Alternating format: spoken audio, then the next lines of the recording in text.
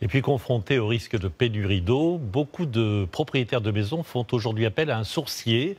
Pourquoi? Pour réaliser un éventuel forage. Le résultat est souvent d'ailleurs surprenant. En Haute-Garonne, Marine Chaise, Pascal Michel et François Guin.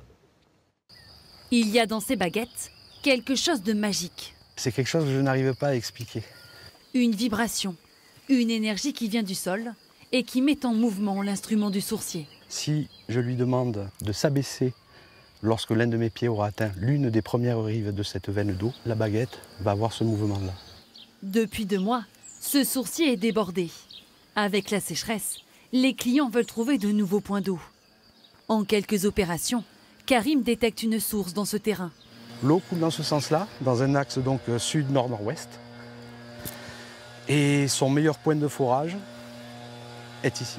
Aujourd'hui, je connais enfin l'emplacement exact d'un potentiel forage à faire, le débit et la profondeur. Pour un futur verger et potager, ça peut être une des ressources.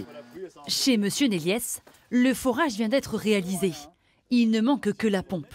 C'est un puits artésien, un tuyau de 12 cm qui va chercher l'eau en profondeur à l'endroit indiqué par le sourcier. On m'a dit le mieux c'est qu'on la fait là. Et quand le mec est arrivé, effectivement, à 8 mètres, l'eau a commencé à apparaître. Coût de l'opération 2 500 €. Pour le forage, il faut compter 150 à 200 € le mètre.